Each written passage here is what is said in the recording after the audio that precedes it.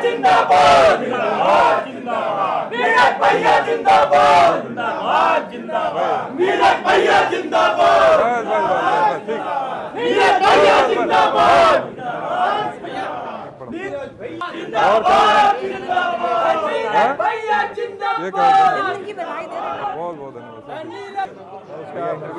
Interview Lakhwinder भाई सब लोग बढ़िया। कलसी जी सब लोग ठीक हैं? अरे भाई नीरज जी, हाँ अरे आफत हो गई यहाँ तक पहुँचने में, इतनी भीड़ जी। जनता हमें ठेल दी। ये नीरज भैया का यही जलवा है। नहीं, ये सबका प्रेम है और ये घर मेरा नहीं है, ये घर आप सबका है। हाँ। और सबका ये प्यार जो है ये कहीं ना कहीं ऊर्जा देता है और सभी पार्टी के लिए ही समर्पित लोग हैं यहाँ पर। हाँ। ये पार्टी के लिए लड़ने मरने के लिए सब लोग तैयार लोग हैं। हाँ। और यहाँ पर देखिए कास्ट क्रीड जेंडर कोई नहीं है। हाँ। यहाँ गौंड समाज से हमारे अनुसूचित समाज से हमारे संजय गौंड जी हैं। हाँ। हमारे सिख समाज से हैं, हमारे मुस्लिम समाज से हैं, हमारे हिंदू समाज से, हर तरफ से जो है आदमी जो है, यही भारत है, यहाँ यही भारतीय जनता पार्टी है। अरे नीरज भाई, आपके पास पहुँचने में आफत हो गई मुझे। चलो भाई, अरे यहाँ से नीरज जी को लेके चलो किनारे, तब इनका इंटरव्यू हो पाएगा। चलिए कमरे में चलिए, नहीं तो ये जनता करने नहीं देगी। नहीं। इतना नारे लग रहे हैं आपके लिए। नीरज भैया, नीरज से नीरज भैया की जो कहानी है ना, वो सुनेंगे बंद कमरे में आपसे। तो आइए हमारे साथ, आइए नहीं तो भैया बाहर ही आ जाइए। अरे धन्यवाद बहुत। और कैसे हैं? ठीक है। नीरज जी से बात करना वहाँ जाओ भैया। ये बहुत बढ़िया। हाँ नीरज जी तो बहुत जलवा है। अरे ये बताइए, न आप विधायक हैं न सांसद हैं, ये समझ में नहीं आ रहा है, ये इतनी भीड़। भाई है। अच्छा विधायक भी बनेंगे, सांसद बनेंगे। अच्छा चलिए भैया। तुलसी, अरे वाह, ये कहा तुलसी। आप ही के बहाने मेरे भी फोटो आ जा रहा है। अरे आपको पूरे भारत देखता है वीरेश जी। आइए। धन्यवाद। बस चलते रहिए। हाँ भाई, और क्या? अरे क्या कर रहे हो? ठीक है, थोड़ा इसको रखो। ठीक है, आइए भाई। क्या हाल चाल? ठीक है। अरे नीरज जी हमें भी ले चलिए। आइए। अरे ठीक। ओह, आइए। पसीना छूट गया भाई। बैठिए यहाँ पे, इंटरव्यू आपका हो। नहीं बहुत कमाल ही हो गया। बैठिए। अब कुर्सी मेज लगाओ यार ठीक से। गजब। अरे जनता एकदम टूट पड़ी। नहीं, सबका स्नेह है। अब आप सबका जो है भाई हरिओम, अब सेटअप लगाओ, रहता अब तब बढ़िया से तसल्ली से इंटरव्यू होगा। नीरज भाई, ये नीरज भैया जिंदाबाद, ये कार्यकर्ता, ये कब से यात्रा शुरू हुई? कैसे इतनी लोकप्रियता बढ़ी आपकी? मुझे लगता है कि बात लोकप्रियता की नहीं है।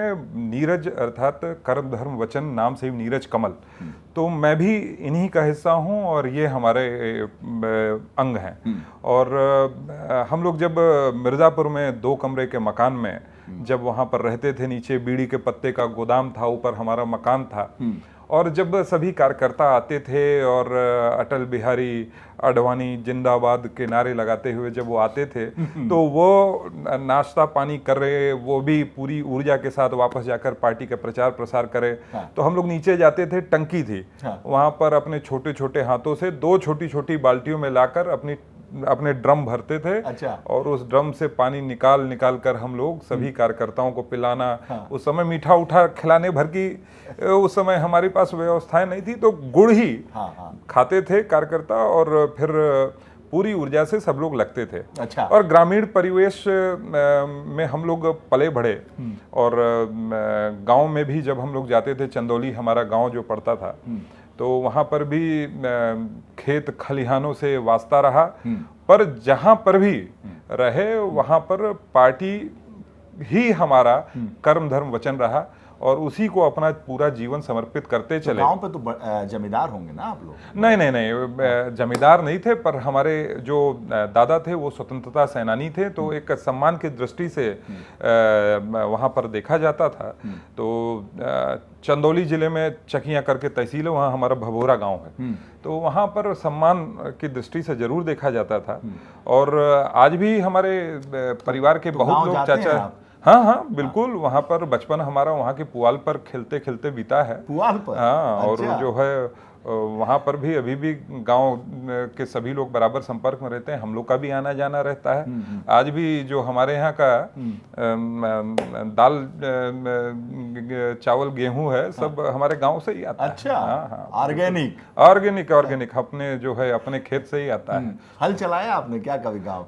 हल नहीं, पर ट्रैक्टर जरूर चलाया अच्छा, है। हाँ, खेत और जोते हैं आप? हाँ, खेत जोते हैं। और आज भी एक जैसे मंझे हुए किसान जैसे अपना हल जोतते हैं और अपना खेत जोतते हैं, उस प्रकार से हम लोग भी अपना खेत जोत सकते हैं। पिताजी कहते थे कि मतलब जाओ खेत देखो, खलिहान देखो, कैसे फसल की कटाई। नहीं, मैं आपको बताऊं, पिताजी को कभी भी इतनी फुर्सत नहीं रही। उन्होंने अपना पूरा जीवन ही इस संगठन को समर्पित कर दिया।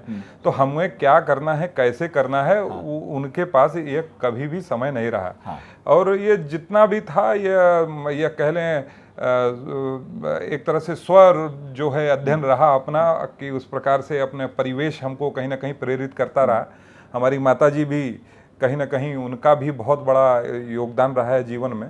तो बड़े नेताओं के पुत्रों के साथ यही है कि वो फसल कब उगती है, कहाँ उगती है, कब पैदा होती है, कुछ जानते ही नहीं है। नहीं, हमें खरीफ की फसल हो, रबी की फसल हो, हाँ। धान गेहूँ सबका हमें जानकारी है। उसी परिवेश में हम लोग पले बढ़े हैं। हाँ।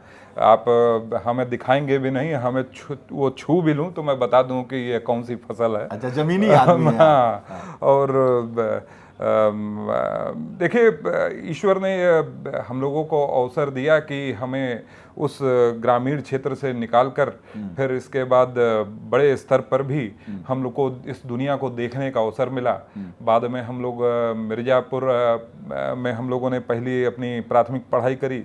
फिर हम लोग मान लीजिए यहाँ पर शिक्षा मंत्री बन गए, तो हम लोग लखनऊ आ गए। अच्छा, जब तक शिक्षा मंत्री नहीं बने थे जी। मिर्जापुर में ही पढ़ाई लिखाई थी? हाँ, मिर्ज़ापुर में हम लोगों की, वहाँ पर लॉरेंस स्कूल था, तो वहीं पर हम लोगों की पढ़ाई लिखाई हुई। और फिर इसके बाद जब शिक्षा मंत्री हुए तो हम लोग यहाँ पर आए। पटरी पे पढ़े हैं कि नहीं? नहीं, पटरी पे वो तो नहीं, पर वो जो स्लेट होती है उस पर जरूर चाक वॉक से हम लोग काम करते थे। वहाँ पर हम लोग भारतीय शिशु मंदिर में पढ़े मिर्ज़ापुर में, फिर वहाँ लॉरेंस स्कूल में पढ़े मिर्ज़ापुर में, फिर यहाँ पर आ गए। जी। और यहाँ पर आए तो लगा कि लखनऊ भाई बड़ा शहर है, यहाँ पर हम लोग के लिए बहुत बड़ा शहर था। और मिर्ज़ापुर के परिवेश में जो है, कभी यहाँ का बटन टूट जाए तो यहाँ गुलाबी, यहाँ का मिल जाए तो पीला। तो यहाँ के बड़े शहर के जो एक कह दें साधारण चाल चलन होता है, उससे हम लोग बहुत ज़्यादा वाकिफ नहीं थे। तो कभी हम 9 नंबर से निकलते थे, कालिदास मार्ग पे कोठी मिली, तो 5 नंबर पे मुख्यमंत्री आवास रहता था। तो कोई जो वहाँ का जो सुरक्षा कर्मी होता था, कई बार हमको रोक लेता था, बोलता था कि कहाँ से आ रहे हो। तो बताते थे कि अब बता नहीं पाते थे कि कहाँ से आ रहे हैं, क्योंकि भाई डर रहता था वैसे ही सुरक्षा कर्मी को देख के। तो कहता था जाओ जरा यहाँ से मसाला ले आओ, यहाँ सिगरेट ले आओ। तो हम लोग जाते थे अपना सिगरेट लेके उनको मंत्री के बेटे को रोक देता था। हाँ, तो हम लोग देखिए, हम लोग बहुत साधारण परिवेश में आए थे। ईश्वर ने वो अवसर दे दिया। मान लीजिए कि संगठन में इतने कार्य किए और संगठन ने उनको ये एक बड़े से पद पर आसीन कराया। तो हम लोग के लिए तो एक प्रकार से जीवन में क्रांति सी आ गई थी। पर आज भी जो भी हो, हम लोगों ने आज भी अपने मूल को नहीं भूला है। आज भी हम कहीं ना कहीं उससे जुड़े हुए हैं। और फिर इसके बाद दिल्ली भी जाने का अवसर मिला, दिल्ली भी देखा हम लोगों ने। और उसके बाद ईश्वर की कृपा से कॉमनवेल्थ स्कॉलरशिप का मैंने एग्जाम दिया, कॉमनवेल्थ स्कॉलरशिप मिल गई। फिर मैं इंग्लैंड भी गया। मैं कई बार मीडिया कर्मी अभी कुछ दिन पहले देख रहा था आपके एबीपी न्यूज़ पे, तो वहाँ पर कई नेताओं के लड़कों के बारे में बता रहे थे कि ये विदेश में पढ़े हैं, ये वो। मैंने कहा कि विदेश पे पढ़ा हूँ, पर अपने पिताजी के पैसे पे नहीं पढ़ा हूँ, अपने स्कॉलरशिप क्लियर किया हूँ। मैं हमेशा फर्स्ट क्लास स्टूडेंट रहा हूँ। मैंने 10वीं से लेकर 12वीं तक फर्स्ट डिवीज़न में, अपनी इंजीनियरिंग फर्स्ट डिवीज़न में, अपना मैनेजमेंट फर्स्ट डिवीज़न में, और अपनी डॉक्टरेट भी, पीएचडी भी मैंने फर्स्ट डिवीज़न में ही करी है। तो मुझे बड़ा, जब जनरलाइज करके कह दिया जाता है कि नेता के लड़के हैं, विदेश में पढ़ लिए हैं, तो मैंने बोला जाओ भाई, तुम भी कॉमनवेल्थ स्कॉलरशिप निकाल कर जाओ और अपने पैसे पर, अपने मेहनत से जो है जाओ। पढ़ने में मेधावी थे आप? पिताजी भी शिक्षक थे, वो फिजिक्स के प्रोफेसर थे, और फिजिक्स में मैं अपने हाई स्कूल में तो मैंने पूरे उत्तर प्रदेश में टॉप किया था। और हाई स्कूल में? हाँ, हाई स्कूल में मैंने पूरे उत्तर प्रदेश में। पिताजी पढ़ाते थे क्या? पिताजी मिर्जापुर में पढ़ाते थे। मिर्जापुर में केबी डिग्री कॉलेज में वो लेक्चरर थे। पढ़ाते थे कि नहीं? नहीं, मैंने कहा ना, वो तो पूरी तरह से राजनीति में वो लग गए थे। सामाजिक रूप से उन्होंने अपना परिवार तो उन्होंने पीछे ही छोड़ दिया, पूरा जीवन उन्होंने अपने संगठन को ही दिया। फिजिक्स में आप टॉप किए थे? जी, यूपी में? पूरे यूपी में मैंने टॉप किया था। पढ़ने यार, मैं मेरिट लिस्ट में 1 नंबर से रह गया था केवल, नहीं तो उत्तर प्रदेश की मेरिट लिस्ट में रहता। पूर्वांचल में कहें कि पढ़नियार टाइप का लड़का है। नहीं, पर मैं बताऊं, मुझे तो अच्छा लगा कि 1 नंबर से मैं रह गया। लोग दुखी होते हैं, मैं खुश था कि 1 नंबर से रह गया। नहीं तो कहते कि बोलेगे देखो भाई, ये बड़े बाप के बेटे हैं और इस वजह से जो है इनका नाम मेरिट लिस्ट में आ गया है। आपको इसकी प्रशंसा नहीं मिलती, हमेशा आपको तराजू में तौला जाता है। और कुछ मैं कहता हूं कि कहीं फिल्मी उसमें भी देखते हैं, नेता का बेटा हुआ, किसी की जमीन कब्जा ली, किसी की लड़की उठा ली, इस तरह का आप पूरा जो है परसेप्शन बना कर रखा गया है। और कुछ मीडिया कर्मियों का भी उसमें हाथ है, और कुछ जो है कुछ कर्म भी हैं, कुछ लोगों के कर्म भी हैं। कुछ लोग ऐसे उदाहरण राजनीतिक परिवारों से आ गए जिसके कारण जो है सबके बारे में जो जनरलाइज लोग करके सोच। तो मतलब आप मेहनत से विदेश जाके पढ़े हैं, यही? बिल्कुल बिल्कुल। और इंजीनियरिंग कहाँ से किया आपने? इंजीनियरिंग मैंने देवी अहिल्या यूनिवर्सिटी इंदौर से करी। अच्छा। और वहाँ पर भी मैंने इलेक्ट्रॉनिक्स इंस्ट्रूमेंटेशन से किया, और इसके बाद स्कॉलरशिप मिली। फिर जैसे मैंने बताया कि MBA किया, फिर MBA कहाँ से किया आपने? वहीं मैंने लीड्स यूनिवर्सिटी से किया। और हाँ, लीड्स से, यूके से, और वहीं से किया। और फिर जो है मैंने PhD करी। और अच्छा एक सफर रहा है, और एक पूरा परिवेश ही, क्योंकि मतलब चंदौली के गांव से हल चलाने और ट्रैक्टर चलाने से लेकर इंग्लैंड, लंदन, अमेरिका, सब सारा परिवेश देख चुके हैं आप। जी बिल्कुल। लुटियन जोन में रहने का सुख, यहाँ कालिदास मार्ग पे रहने का सुख, लेकिन असर पड़ा कि नहीं उसका? नहीं, देखिए, आज भी मैं अपने सरकारी मकान में नहीं हूँ। आप जहाँ पर बैठे हुए हैं, ये हमारा एकमात्र घर पूरे भारत में जो है, जो गैर सरकारी है, वो यही है। वहाँ पर हम लोग बैठे हुए हैं। मुझे इस बात का कभी कोई फर्क नहीं पड़ता, और ये माता पिता द्वारा ही दिए गए संस्कार हैं कि हम, ईश्वर ने हमें 2 कमरे के मकान से अगर पहुंचाया है लुटियन कोठी तक, ईश्वर कभी ऐसा भी समय लेकर आए जब हमें शायद वहां पर ना होकर फिर वापस 2 कमरे के मकान में वापस आना पड़े, तो भी हम घबराएंगे नहीं, तो भी हम विचलित नहीं होंगे। हम उस रूप से उसको लेंगे। बस ईश्वर पिता कहते हैं कि अहंकार नहीं होना चाहिए कभी भी।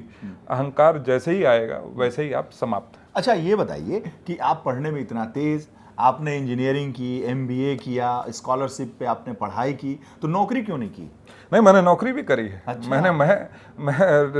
मैं रिलायंस फाइनेंस में, जनरल इंश्योरेंस में, मैं 7 वर्षों तक मैंने नौकरी करी है। जुगाड़ पे गए थे कि हाँ, ऐसे? नहीं, जुगाड़ पे नहीं। अब PhD, MBA और उसको जो स्कॉलर होल्डर को जुगाड़ की जरूरत नहीं पड़ती। मैं कहीं पर भी कर सकता था। और मैंने आपको बताऊं, मैं तो एक बार मेरा इंटरव्यू में इफ्को टोक्यो में मेरा इंटरव्यू था, मुझे याद है। तो उन्होंने क्वेश्चन पूछा, where do you see yourself in this organisation after 6 or 7 years, मतलब 6-7 साल के बाद आप अपने को इस ऑर्गेनाइजेशन में कहाँ देखते हैं? मैंने बोला, I don't want to continue in this organisation for so much long.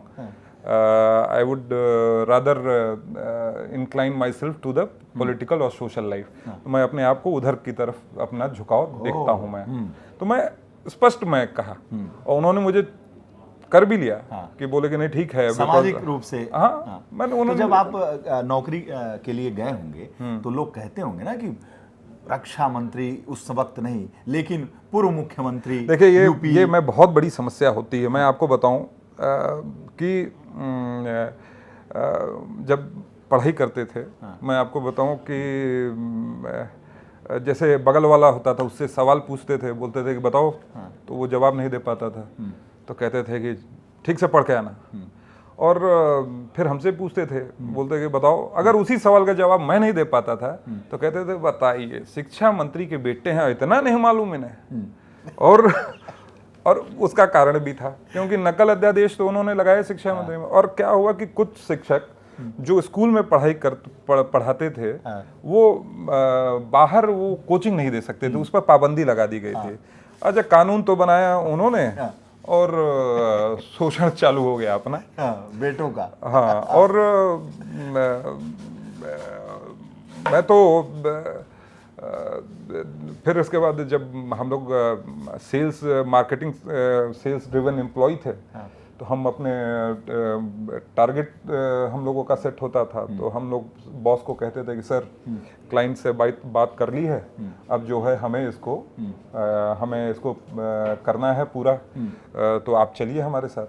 तो वो कहते थे, बोलते थे कि अरे भाई कहाँ यार तुम लिए जा रहे हो, हम एक काम करो, तुम खुद फैक्ट्री खोलो और हमें नौकरी दो। हमने बोला ये सब बातें होती थी हम लोगों के साथ, पर हम लोग कभी उन चीज़ों से बहुत ज़्यादा प्रभावित नहीं हुए। अपना लक्ष्य निर्धारित था, जो भी काम जिस भी काम को करना है पूरी ईमानदारी पूरी निष्ठा के साथ करना है, वो हम लोग करते। तो उसके बाद आप फिर राजनीतिक जीवन में, सामाजिक जीवन में आ गए। जी जी।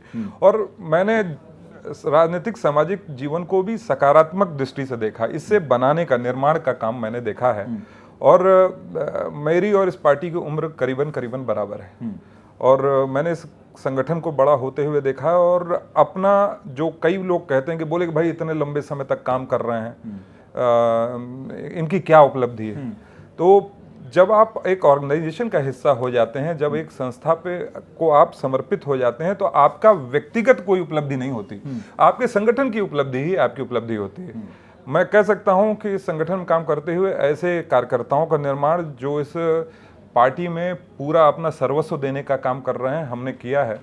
और आज भी करीबन उत्तर प्रदेश के 3 जिलों के अध्यक्ष जो हैं उनकी पार्टी ज्वाइनिंग मैंने कराई। 2 विधायक ऐसे हैं जिनकी पार्टी ज्वाइनिंग मैंने कराई, मैं उनको पार्टी में लेकर आया और वो काम कर रहे हैं। और आपको एक और विशेष बात बताऊं, आज हम सब बहुत गर्व से कहते हैं कि भारतीय जनता पार्टी विश्व की सबसे बड़ी पार्टी है। हाँ, कहते हैं। और वो इसलिए कहते हैं क्योंकि जब माननीय अमित शाह जी जब हमारे राष्ट्रीय अध्यक्ष थे, तो उन्होंने ऑनलाइन सदस्यता चलाई। हाँ, चलाई।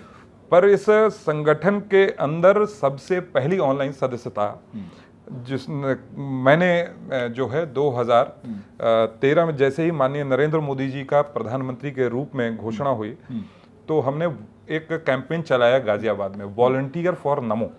और दिनेश गोयल जी इस समय MLC हैं, उनका RKGIT करके कॉलेज है।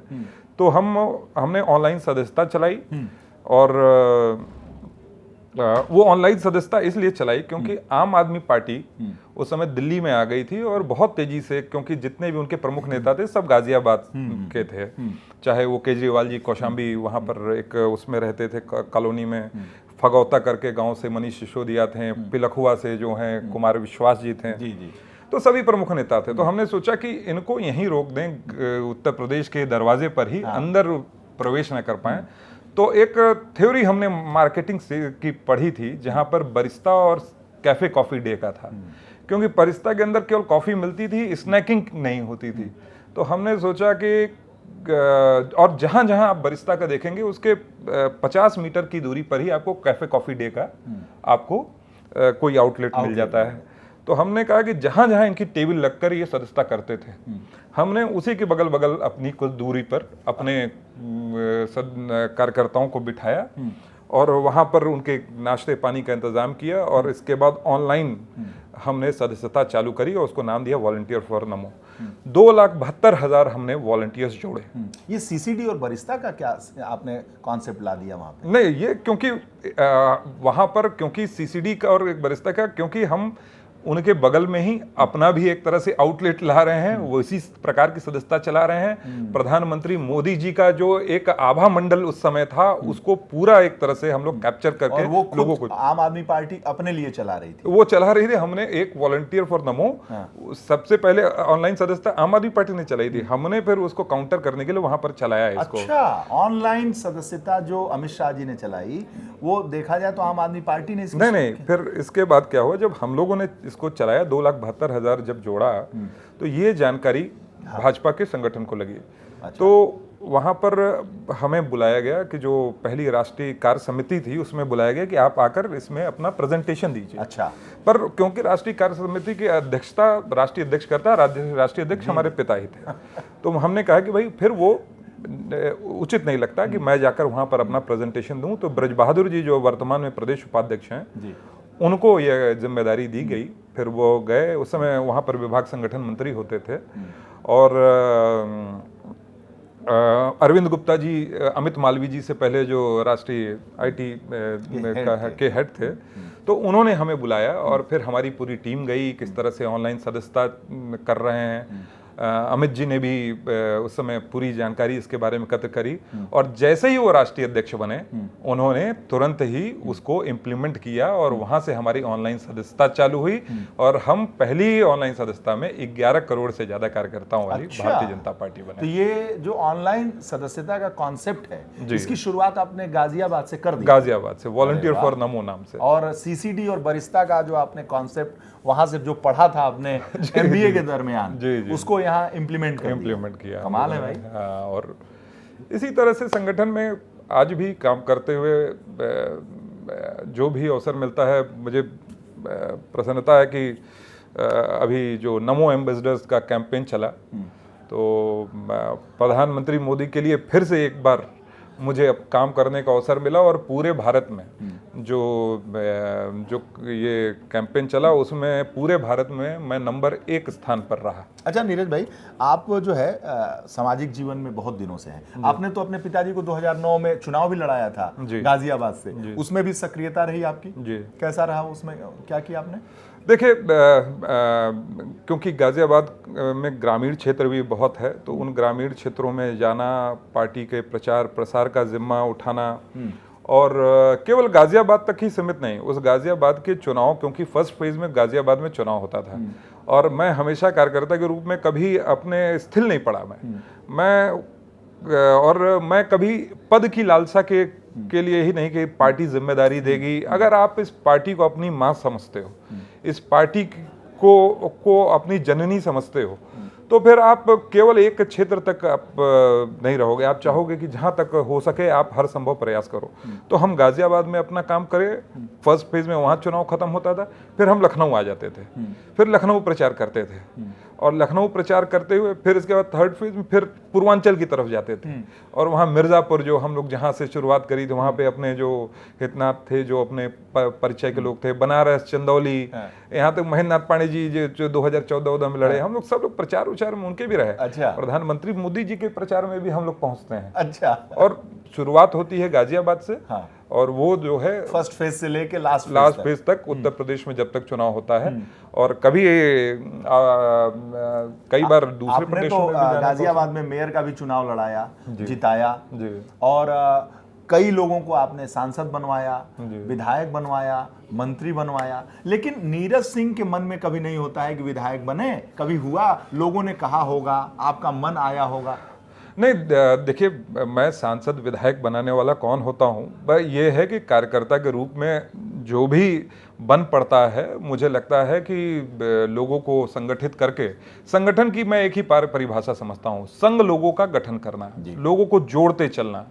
कोई भी व्यक्ति जो है आपसे दूर न जा सके, कोई नाराज ना हो आपसे, और वो तो दिख रहा है आपके दरवाजे पे, इतने लोग हैं, वो तो उसी का प्रमाण है। लेकिन सवाल ये है कि नीरज सिंह जब सामाजिक जीवन को स्वीकार करते हैं, तो उनके मन में विधायक, मंत्री, सांसद बनने का मन करता है कि नहीं करता है? मैं आपको बताऊं, कभी ऐसा अवसर आया? मैं आपको बताऊं, 2016 में साहिबाबाद विधानसभा सीट से जी सर्वे होता है पार्टी का, होता है। सर्वे में आया होगा, तो हमारे सर्वे में आपका नाम आया? हाँ, तो राष्ट्रीय संगठन महामंत्री जी ने मुझे बुलाया। वो साहिबाबाद सीट हम लोग उससे पहले वाले चुनाव में करीबन 26,000 वोटों से हार गए थे। ठीक। तो मैं सक्रिय था, तो उन्होंने बुलाया मुझसे, बोला कि भाई क्या है नीरज, सर्वे में आपका नाम आया है। तो मैंने कहा कि जी आया होगा। तो उन्होंने कहा कि चुनाव लड़ना है। मैंने बोला ये निर्णय तो मैं, क्योंकि मैं परिपाटी को जानता हूँ, तो मैंने कहा कि ये तो निर्णय आप सब ने करना है। तो बोले भाई ऐसा है, क्योंकि उस समय बड़े भाई का भी नाम चल रहा था। तो उन्होंने कहा कि राजनीतिक समर में तो भाई एक ही जाएगा, और हसीनापुर ये चाहता है कि बड़ा ही जाए। तो मैंने कहा कि तो मैं भी हसीनापुर से ही बंधा हुआ हूँ, और अगर ऐसा निर्णय है तो मैं मतलब एज ए ओबीडियंट सोल्जर मैं आई एक्सेप्ट इट। तो उन्होंने कहा कि पर आपका कंडक्ट तो एक उम्मीदवार की तरह का है, तो आप गाजियाबाद मत जाइए, साहिबाबाद विधानसभा क्षेत्र में मत जाइए, छोड़ दीजिए। मैंने कहा ठीक है। और मैं फिर हाड़ मास का व्यक्ति हूँ, कष्ट तो होता ही है, पर मुझे लगता है कि जो पार्टी सोचती है और जो भाग्य में लिखा है उससे ज़्यादा न किसी को मिलता है। और हम लोग मर्यादा में रहने वाले लोग हैं, हम लोग मर्यादाओं की सीमा को कभी लांघते नहीं हैं। मर्यादा, मुझे बार बार पुरुषों में उत्तम भगवान राम को इसलिए कहा गया क्योंकि उन्होंने जीवन पर्यंत मर्यादाओं का निर्वहन किया। आचरण किसी भी उस पे, चाहे मैं बेटे के रूप में, भाई के रूप में, मित्र के रूप में, या फिर सामाजिक क्षेत्रों में काम करने वाले रूप में, अपने को अपयश से बचा कर चलना। बाहर जो है कोई स्टोरी बनाएगा तो रिलायंस के शेयर से लेके स्टोन के क्रेशर तक कुछ नहीं छोड़ता, पर हम लोग जो है अपने आप को अपयश से बचा कर चलते हैं। कहीं आपकी क्रेडिबिलिटी पर कहीं डाउट नहीं होना चाहिए। आज कोई नहीं कह सकता इतने समय से लखनऊ में है कि किसी एक चाय का कोई कर्जदार हूँ मैं, और मैं अपने आप को उसी रूप से अपने आप को बनाकर चलता हूँ। लो प्रोफाइल रहता हूँ, बहुत लो प्रोफाइल रहता हूँ। लेकिन हाँ, और मैं बहुत, आप कहीं पर भी जैसे पिता का आचरण है वैसे थोड़ा बहुत है। हम लोग को कहीं बहुत बड़ी वो बड़ी बड़ी बातें करना और ये करना, ये हम लोगों ने कभी सीखा नहीं। बहुत लो प्रोफाइल रहकर सहज सरल बने रहना, उसी में जो है जीवन का आनंद है। नीरज सिंह कभी परिवार में बैठते होंगे तो बात करते हैं ना कि पापा अब मेरी भी तो बारी, मैं भी तो कुछ बनूं। नहीं, देखिए मैंने कहा ना कि हम लोग बहुत ज़्यादा, हम तो जब पिता रहते हैं तो सामने होते हैं तो हम लोग खड़े हो जाते हैं। तो आज भी उस बात को हम लोग वो अच्छा, पिता के सामने बैठते हैं? हाँ, जब तक वो नहीं कहते हैं बैठिए तब तक हम लोग नहीं बैठते हैं। दोनों भाई? हाँ, ये हम लोगों ने जो है सदैव जो है ये इसको मेंटेन किया हुआ है। और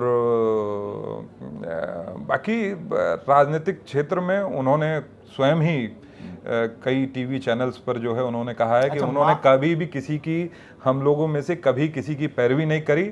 और मैं भी इतना गैरतमंद व्यक्ति हूँ, मैं भी चाहता हूँ कि अगर जीवन में कुछ अगर प्राप्त हो तो किसी की सिफारिश पर न प्राप्त हो, चाहे वो सिफारिश मेरे पिता की भी हो, तो मुझे उनकी सिफारिश पर कुछ नहीं चाहिए। जो है ईश्वर ने जो है दिया है, देगा ईश्वर, मैं उसे शहर स्वीकार करूंगा। मुझे भी नहीं चाहिए कि किसी की सिफारिश पे, अगर मैं मेरे कार्य में दक्षता है, मैं अगर सुयोग्य हूँ किसी कार्य विशेष के लिए, तो संगठन स्वयं चिंता करेगी। माँ का स्नेह सबके लिए बराबर होता है। मुझे लगता है मैं भी उसी का कार्य करता हूँ, तो मेरे पर भी इस पार्टी का उतना ही स्नेह है, इस पार्टी के नेतृत्व का उतना ही स्नेह। परिवार में माँ थोड़ी अलग होती है, माँ तो कहती होंगी? नहीं, कहती हैं, क्यों नहीं कहेंगी कि तुम काबिल हो। हाँ। तुमने इतनी बड़ी नौकरी छोड़ी, इतना पढ़ने में ब्राइट फ्यूचर था, चाहते तो सीईओ बन गए होते किसी कंपनी। नहीं, देखिए ऐसा है कि क्या हुआ कि हम लोगों ने जब बचपन में देखा कि डाला सीमेंट की फैक्ट्री का आंदोलन हो रहा है और ओनर्स के सामने खड़े होकर पिता को देखा, और फिर हमारे घर पर जब सारे मजदूर आकर इकट्ठे हो गए और वो जिंदाबाद और उन्होंने कंधों पे उठाया और हम लोगों ने उनको सबको पानी मिठाई करके उनके साथ सेलिब्रेट किया हो, चाहे फिर नकल अध्यादेश लगाकर जो है उत्तर प्रदेश की नकल व्यवस्था को सुदृढ़ करने का काम किया हो और उस वजह से उनको चुनाव भी हारना पड़ा हो, पर फिर भी क्योंकि शिक्षा व्यवस्थाएं के दुरुस्त हो, नकल माफिया समाप्त हो, चाहे किसानों का ब्याज दर कम करने का, पहली बार किसानों को जो क्रेडिट कार्ड देने का काम हो,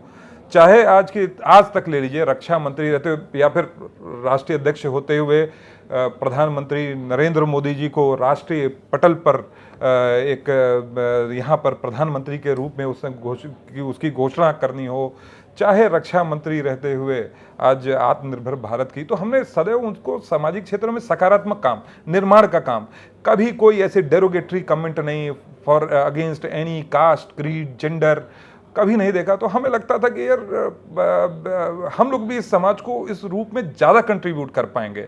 हो सकता है मैं शायद आज काम करूं तो मैं खुद भी हूं, चाहे हो सकता है मैं अपनी फैमिली को ज़्यादा बेटर लाइफ दे सकता हूँगा। मैं भी अपनी अब मैं यहाँ पर हूँ क्षेत्र में, ना तो मेरे परिवार का कोई नहीं रहता, मैं एक अकेला यहाँ रहता हूँ। मैं भी चाहता तो दिल्ली के लुटियन जोन में आनंद करता, परिवार के साथ वहाँ रहता, पर सब कुछ छोड़ छाड़ कर यहाँ हूँ। तो क्योंकि लगाव इस पार्टी विशेष से है और सामाजिक क्षेत्र में हम किस तरह सकारात्मक काम कर सकते हैं। मैं बताता हूँ, हम लोग अब पार्टी के रोज कार्यक्रम आते हैं, सदस्यता अभियान चली, सदस्यता अभियान चला, तिरंगा यात्रा चली, तिरंगा यात्रा चला, अब सेवा पखवाड़ा चलेगा, सेवा पखवाड़ा में काम करेंगे, संगठन का जो काम होता है सब में करेंगे। अभी मतदाता पुनरीक्षण अभियान चलेगा, उसमें काम करेंगे। पर उसके अतिरिक्त सामाजिक इंक्लिनेशन, प्रधानमंत्री मोदी जी की स्वीकार्यता क्यों बनी? क्योंकि उन्होंने जो सोशल एस्पेक्ट्स थे उसको भी उन्होंने टच किया। उन्होंने स्वच्छता अभियान चलाया। प्रधानमंत्री जी पे भी बात होगी, पिताजी पे भी बात होगी। सवाल नीरज सिंह के व्यक्तित्व पे होगा जी। नीरज सिंह के अंदर एक फायर ब्रांड नेता की छवि लोग देखते हैं। नीरज सिंह बहुत सोशल है, नीरज सिंह एक दबंग है, नीरज सिंह जो बात कहते हैं वो करते हैं और करवाते हैं, ये छवि बनी है। ऐसे में नीरज सिंह के अंदर लगता है कि मैं विधायक, सांसद, मंत्री बनकर देश का, समाज का, प्रदेश का बेहतर निर्माण कर सकता हूं। नहीं देखिए, सारी चीजें आपकी सही हैं, ये दबंग वाली काट दीजिएगा क्योंकि दबंग मैं बिल्कुल नहीं हूँ। हाँ। मुझे लगता है कि जो अगर क्रेडिबिलिटी जो क्राइसिस है, हाँ। जो आप कहें उसको आप जमीनी स्तर पर उतारने का काम करें, वो केवल आपके शब्दों में और आपके भाषणों तक सीमित ना हो जाए। और इसीलिए मैं कहता हूं कि जैसे कहते हैं राजनीति केवल सत्ता प्राप्ति का नहीं, समाज बदलने का माध्यम है। अब समाज, मैं एक उदाहरण देता हूं, जैसे अटल जी तो हम लोग के लिए परिवार में पूजनीय थे बिल्कुल। तो अटल जी का जन्मदिन होता था तो अटल जी फिर हमारे बीच में नहीं रहे, तो यहाँ पर तहरी भोज होता है, यहाँ पर कई सांस्कृतिक कार्यक्रम होते हैं, पर मेरे मन में आया कि हम लोग क्यों ना अटल जी के जन्म दिवस पर उनको अंत्योदय के भाव से समर्पित एक स्वास्थ्य मेला करें। आज it has taken a shape of biggest health Mela of north India. आज पूरे उत्तर भारत का सबसे बड़ा हेल्थ मेला होता है। ट्राई साइकिल, आर्टिफिशियल लिम्ब, जो कृत्रिम हाथ पांव जिसको कहते हैं, वह चाहे माताओं, बच्चों बड़ी संख्या में आते हैं। करीबन 12,000 से ज्यादा लाभार्थी हमारे उसमें स्वास्थ्य मेले में जाते हैं। यही तो खासियत है कि वायुमंडल में लोग कहते हैं कि राजनाथ सिंह के असली उत्तराधिकारी नीरज सिंह हैं। नहीं देखिए, ये कोई मुगल शासन या वो जो है कोई राजवाड़ा तो चल नहीं रहा है कि किसी का कोई उत्तराधिकारी हो गया। डेमोक्रेसी में इस तरह की भाषा मुझे लगता है कि होनी भी नहीं चाहिए। पर यह है कि मैं ये मानता हूँ कि मुझे बहुत आत्मसुकून मिलता है। मुझे कहीं ना कहीं मेरे मन में यह होता है कि मैं शायद इस तरह से कार्य करके समाज में कुछ अपना एक बेहतर कंट्रीब्यूशन दे पा रहा हूँ। आज मैं कह सकता हूं कि स्वास्थ्य मेले के अतिरिक्त हम रोजगार मेला करते हैं। और अभी 17 तारीख को एक और खास बात आपके बारे में सुनने को मिलता है कि नीरज सिंह का बड़ा जलवा है। नीरज सिंह बहुत जलवेदार नेता है और अलग ही किस्म के नेता है। अच्छा, इस कुर्ते पजामे में और इसमें क्या जलवा दिख रहा है आपको? कोई कुछ नहीं जलवा, ये देखिए शब्दों का ये खेल है, कोई जलवा नहीं है। मैं केवल अगर मैं इतना भी न कर पाऊँ, इतना कि एक कार्यकर्ता जो है जो अपनी बात उचित मंच पर नहीं रख पा रहा है उसको मर्यादित ढंग से उस मंच तक रख दूं। एक बड़ी महीन सी रेखा है, कितना उसको कभी नहीं लांघना चाहिए, उस मर्यादा की सीमा को नहीं लांघना चाहिए। मैं केवल यह एश्योर करता हूं कि वो बात जो है उनकी वहां उचित मंच तक पहुंच जाए। मैं कल की बात बता रहा हूं आपको। कल मैं यहाँ से निकल रहा था तो एक ट्राई साइकिल पे आया व्यक्ति, तो वो बोले कि मैं आप काफ़ी देर से वेट कर रहा था। क्यों? क्योंकि मैं आपको जो है जन्मदिन की बधाई देना चाहता था। तो और वो ट्राई साइकिल, मैंने बोला पर मैं तो आपसे परिचय नहीं, आप मुझे जन्मदिन बधाई देने आए? बोले नहीं, मैं ट्राई साइकिल जो है अपने स्वास्थ्य मेले में था, आपने दिया था। तो आज ऐसे लोगों को मैं कहीं ना कहीं टच कर पा रहा हूं। तो मुझे लगता है यही मेरे लिए तो यही राजनीति, यही समाज की नीति। यही तो सुनने में भी मिलता है कि नीरज सिंह जब निकलते हैं कोई उनका कुर्ता पकड़ लेता है, कोई सदरी पकड़ लेता है, कोई हाथ पकड़ लेता है कि नीरज भैया, यानी नीरज से नीरज भैया बनने की जो प्रक्रिया है वो यही हक का भाव है कि नीरज भैया ये, नीरज भैया वो, लखनऊ में कुछ भी करेंगे नीरज भैया करेंगे। तो नीरज भैया जो अगर कर दिए तो तय समझो। तो ये क्या है नीरज भैया, नीरज से नीरज भैया? नहीं, ये लोगों का प्रेम ही है। मैंने कहा जैसे कि यही हमारे बड़े परिवार का हिस्सा रहा है और मैं सदैव मानकर चलता हूँ कि जो भी यहाँ हमारे घर पर हैं, आ रहे हैं या फिर जो पार्टी के लिए काम कर रहे हैं, मैं मानता हूँ कि इनके साथ ही मेरा सब कुछ जुड़ा हुआ है। मेरा सुख दुख, मेरा रहना खाना सब इन्हीं के बीच में है। ये और तो इसी वजह से तो आप, एक आरोप भी लगता है कि पूरा लखनऊ नीरज सिंह ही चलाते हैं, भाजपा मतलब नीरज सिंह। देखिए, ये तो कह नहीं सकते कि कोई आर्थिक आरोप लगा नहीं सकते, कोई चारित्रिक आरोप लगा नहीं सकते, ये नहीं कह सकते कि फलाने पद पर काबिज हो गए हैं। तो फिर कुछ चाहिए ना, मतलब अब नहीं, ठीक है, मैं जानता हूँ। और सोशल मीडिया पर आप अभी जब ये वीडियो डालेंगे तो 4 जो है उस पे जो है उल्टा सीधा कमेंट करने के लिए तैयार बैठे होंगे। तो उस पर अलग विषय है, तो सबके लिए होता है, वो सबके लिए होता है। तो वो तो भाई, तो इसका तो कोई नहीं रोक सकता। लेकिन ये सच नहीं है। आप ये बताइए कि मैं क्या चला रहा हूँ। मैं अगर चला सकता तो सबसे पहले तो खुद के लिए चलाता ना। नहीं, मैं इस पार्टी में ऐसा नहीं होता है भाई। और अगर मैं किसी को कुछ दिला पाता तो मैं सबसे पहले खुद को लेता ना भाई। सही बात। पर आज साधारण से साधारण कार्यकर्ता यहाँ पर क्यों आकर खड़ा हुआ है? वो इसलिए नहीं कि मेरे पास कोई पद है या फिर मैं उसे कोई पद दे रहा हूँ। वो इसलिए क्योंकि वो जानता है कि यहाँ पर मान सम्मान मिलेगा। और अगर कहीं अगर मेरी बात जहाँ तक नहीं पहुँच रही है वहाँ भैया जाकर कम से कम उस बात को रख देंगे। और ये सदैव रहा, गाजियाबाद में भी वही रहा। वो जो है जिन क्षेत्रों में मैं रहा हूँ, आज केवल लखनऊ का ही नहीं, आप प्रदेश के, आप बाहर जाइए देखिए, प्रदेश के दूसरे क्षेत्रों से भी लोग आ रहे हैं। एकदम निश्चित रूप से यही सवाल एक मन में है। देखिए, सवाल जनता का जो है वो जरूर पूछना चाहिए। अब वायुमंडल में शिकायत रहती है, आपकी शिकायत हाईकमान तक लोग करते हैं, आपकी शिकायत यूपी में जो हाईकमान हो सकते हैं वहां तक जाती है कि लखनऊ में मेयर बनाना है तो नीरज भैया के पास जाओ, जिलाध्यक्ष बनवाना है तो नीरज भैया के पास जाओ, हाँ, संगठन में कोई पद चाहिए तो नीरज भैया के पास जाओ। अब नीरज भैया तो न पार्टी के किसी पद पे हैं, न विधायक हैं, न सांसद हैं, न मंत्री हैं, न संगठन में इनको कोई पद मिला है। ये नीरज भैया का क्या जादू है? नहीं, देखिए, ऐसा है कि वही मैं कहता हूँ कि कहने वाले कुछ तो कहेंगे। और अगर मैं तो खुद ही कह रहा हूँ कि अगर मैं मेयर बनाने वाला तो खुद ही बन जाता ना मेयर। मैं किसी दूसरे को क्यों बनवाता। और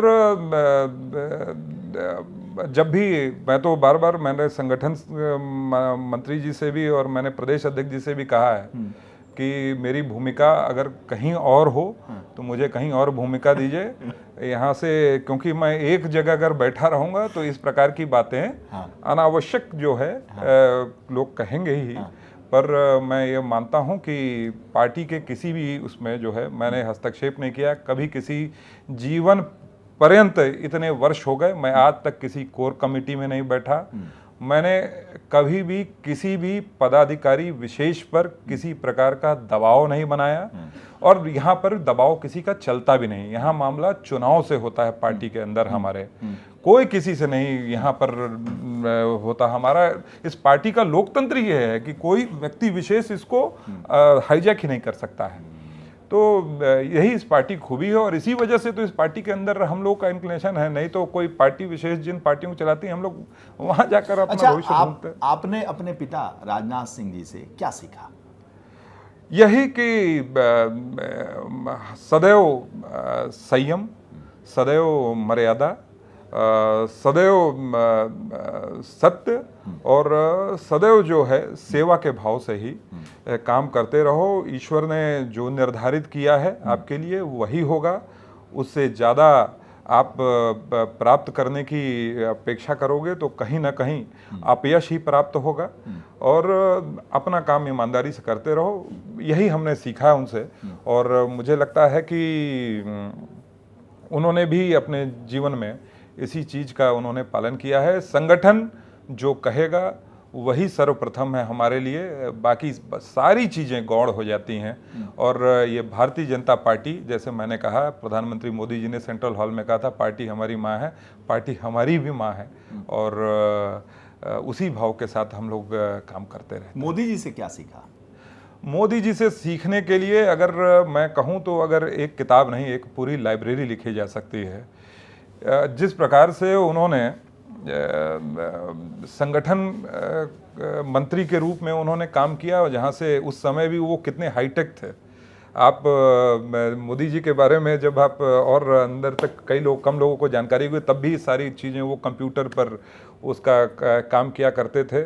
आज भारत को उचित पटल पर जो लेते जाने का काम, जो सम्मान मिल रहा है आज, मुझे लगता है उसमें प्रधानमंत्री नरेंद्र मोदी जी की जो एक वैश्विक छवि बनी है उसका भी एक बहुत बड़ा योगदान है। एक सर्वांगीण विकास तो इस देश का हुआ ही है, पर एक उन्होंने जो एक अलग से प्रयास किया है और जो सोशल जो एस्पेक्ट्स पर उन्होंने काम किया, चाहे स्वच्छता अभियान का, चाहे बेटी बचाओ बेटी पढ़ाओ का, चाहे वो नमामि गंगे का, ये चीज़ें एक आम व्यक्ति के मन मस्तिष्क को कहीं ना कहीं छूती हैं। और सीखना चाहिए कि किस प्रकार से व्यक्ति अपने आप को पूरा समर्पित कर दिया उन्होंने, किसी एक परिवार विशेष तक नहीं, पूरे राष्ट्र को ही एक परिवार के रूप में जो उन्होंने अपना बना लिया। ये बहुत कुछ सीखने को है और इसी वजह से आज जनता उन्हें सहर्ष स्वीकार करती है। अमित शाह जी से क्या सीखा आपने? अमित जी के पास कभी आप शायद व्यक्तिगत रूप से आपकी भेंट हुई हो ना हुई हो, वो बहुत ही एक he is a very good listener. वो जितनी देर भी आपको सुनेंगे उतनी देर में आपको भांप जाएंगे और शायद आपके पास जितनी जानकारी आप उन्हें देने की अपनी तरफ से प्रयास करेंगे उससे कहीं ज़्यादा जानकारी उनके पास पहले ही है। और संगठन के तो हर एक आयाम को मुझे लगता है वो पूरी तरह से उन्होंने उनको कंठस्थ हैं, उनको पूरी जानकारी रहती है और उसका फ़ायदा देखिए संगठन को मिला है। गृह मंत्री रहते हुए उनके ही उसमें जो है पूरे देश में हम पूरे विश्व में हम सबसे बड़ी पार्टी बने, पूरे देश में ही नहीं पूरे विश्व में हम सबसे बड़ी पार्टी बने। और आज भी आप देख लीजिए गृह मंत्रालय में जिस प्रकार से उन्होंने धारा 370 को, जिस पर लोग कहते थे कि खून की नदियां बह जाएंगी, एक पत्थर नहीं चलने दिया उन्होंने। आज नक्सलवाद की कमर तोड़ कर रखी है। क्या कुछ सीखने को हो, कुछ ऐसे देखिए, ऐसे राजनेता बिरले पैदा होते हैं और सम्मान करना चाहिए। देखिए हर व्यक्ति का पॉजिटिव निगेटिव लोग आकलन करेंगे, मनुष्य है भाई, हो सकता है, पर ऐसे राजनेताओं से बहुत कुछ सीखने को है। और आज मुझे मतलब इस बात का गौरव होता है कि आज ऐसा राष्ट्रीय नेतृत्व हमें मिला है जिसके कारण आज हम जम्मू कश्मीर से कन्याकुमारी तक हमारी पार्टी का विस्तार हो पाया। नीरज जी, जब आप गृह मंत्री की बात कर रहे हैं, तारीफ कर रहे हैं, आपके पिता राजनाथ जी भी गृह मंत्री रहे, अमित शाह जी हैं, आप इन दोनों में सबसे बेहतर गृह मंत्री किसको मानते हैं? नहीं, देखिए, तुलना तो कतई नहीं करनी चाहिए और मेरे जैसे एक छोटे से कार्यकर्ता को इतने वरिष्ठ लोगों की तुलना करना मुझे लगता है यह स्वयं में ही बहुत बड़ा, इतना दुस्साहस तो मैं नहीं कर पाऊंगा। पर निश्चित रूप से एक श्रेष्ठ भारत बनाने के लिए प्रधानमंत्री नरेंद्र मोदी जी के नेतृत्व में जिस प्रकार से काम हुआ है, आज हमारी सीमाएं ज़्यादा चाक चौबंद हुई हैं। आज पुलिसिंग को भी ज़्यादा सुदृढ़ बनाने के लिए जो काम किए गए हैं, जम्मू कश्मीर में जो अशांति फैलाने का लोग प्रयास कर रहे थे जिसको समाप्त करने का काम किया गया है, मुझे लगता है नक्सलवाद पर जिस प्रकार से काम किया बहुत आपने योगी जी से क्या सीखा? Yogi ji is a very decisive person. उन्होंने भी लॉ के फ्रंट पर जो काम किया है, पहले हम लोग पश्चिम में रहते थे, लोग कहते थे कि ये यहाँ का भाटी गैंग यूथ जो है वो हमारे क्रांतिकारियों के नाम नहीं जानता था, वो राम प्रसाद बिस्मिल के नाम नहीं जानता था, वो बटुकनाथ का नाम नहीं जानता था, पर उसको अंसारी गैंग के पूर्वांचल के गुर्गों का नाम मालूम होता था और इधर भाटी गैंग के गुर्गों का नाम होता था, दुजाना भाटी। अब जो है सब समाप्त है। आज बात करते हैं तो कहते हैं कि हाँ, हमारे यहाँ से गंगा एक्सप्रेसवे निकल रहा है। हाँ जी, अब हमारे यहाँ से जो है जो वो एक्सप्रेसवे चला था ना, जो आगरा तक। ठीक, आपने सीखा क्या उनसे? यही मैं सीखा कि एक आदमी अगर वेल डिटरमिन्ड हो और जो मतलब नेशन फर्स्ट की भावना से काम करता हो तो क्या नहीं परिवर्तित किया जा सकता। और आज उनके कारण ही उत्तर प्रदेश की छवि एक कल्चर टूरिस्ट स्पॉट के रूप में बनी है। आज हमारे लोग चर्चा कर रहे हैं तो हमारे मथुरा, काशी, अयोध्या की चर्चा कर रहे हैं। आप एक मुख्यमंत्री के पुत्र हैं और मुख्यमंत्री रहते आप भी बालिग थे और आप देखते थे कि कैसे पिता ने काम किया। आपके पिता जब मुख्यमंत्री थे उस वक्त का काम और आज के मौजूदा मुख्यमंत्री का काम में क्या अंतर देखते हैं? देखिए, मुख्यमंत्री रहते हुए उन्हें बहुत कम ही समय मुख्यमंत्री रहे। करीबन मैं कहूँ अगर जो मॉडल कोड ऑफ कंडक्ट लगता है उसको अगर हटा दें तो करीबन 10 महीने ही मुख्यमंत्री रहे। और उस समय समाजवादी पार्टी और बहुजन समाज पार्टी एक अपने चरम पर थी। उस समय परिस्थितियां बहुत अलग थीं और पर उस समय भी जो काम उन्होंने किए, पर कई जो घोषणाएं भी करी उन्होंने, समूह की भर्तियां थीं, चाहे जो प्रयोग जो है नीतीश कुमार जी ने वहाँ पर बिहार में किया, वो उत्तर प्रदेश में पहले मान्य जी ने आरक्षण में आरक्षण वाली व्यवस्थाएं जो थीं, जो सबसे वंचित वर्ग था वो भी आरक्षण का लाभ पा सके, ये सारी की थी। पर उस पर कोर्ट में मामला चला गया तो उस समय कई योजनाएं जो उन्होंने सोचा था जमीनी स्तर पर उतारने को वो नहीं हो पाई। पर मैं मानता हूं कि उस समय भी जो उन्होंने काम किए, सारे जितने जो सबसे भ्रष्टाचार पर बहुत बड़ा अंकुश उस समय लगा और जो करप्शन पूरी तरह से जकड़े हुआ था, पर फिर बड़ा कम समय ही मिला। और ये अच्छी बात है कि आज डबल इंजन की सरकार जब चल रही है, मैं कहूँगा ट्रिपल इंजन की इस समय सरकार है। नीचे नगर निगम तक, नगर पालिका तक भारतीय जनता पार्टी का विस्तार है। तो एक स्टेबल जब गवर्नमेंट होती है तो योजना क्रियान्वित करने में ज़मीनी स्तर पर बहुत ही सहूलियत हो जाती है। और आज बहुत तेज़ी से सारे योजना जो हैं, जो कहते थे पहले कि 100 रुपये चलता है राजीव गांधी और 10 रुपये ही पहुंचता है, आज इस तरह की सरकार है जो 100 रुपये चलता है केंद्र से, 100 रुपये ही नीचे पहुंचता है और गरीब कल्याण में लगता है। 27 में लड़ेंगे चुनाव? ये मैं तय करने वाला कोई नहीं होता। पार्टी जो भी निर्देश करेगी वह करूँगा। मेरी व्यक्तिगत इच्छा अगर आप सही पूछेंगे तो संगठन में ही काम करने की है और संगठन का विस्तार और करना चाहिए। जिस प्रकार से हमारे गृह मंत्री जी ने अभी कुछ दिनों पहले मैंने उनका उद्बोधन सुना कि हम बड़ी पार्टी बने हैं पर अभी भी हमारा ये चरम नहीं है। हम पड़ाव को समझे मंजिल, लक्ष्य हुआ आंखों से ओझल, पंडित अटल बिहारी वाजपेयी जी की पंक्तियां हैं। तो ये पड़ाव है, यह मंजिल नहीं है, अभी भी बहुत काम करना बाकी है। तो मैं इस बारे में चिंतित नहीं हूं कि पार्टी चुनाव लड़ेगी या नहीं, पर पार्टी दरी भी बिछाने को कहेगी तो वह मैं करूंगा। बिल्कुल। 27 में बनेगी सरकार? निश्चित बनेगी। 2027 कहाँ, 2047 तक अभी कोई वैकेंसी नहीं है दूसरी पार्टियों के लिए। चलिए बहुत बहुत धन्यवाद। बहुत बहुत धन्यवाद, बहुत बहुत धन्यवाद।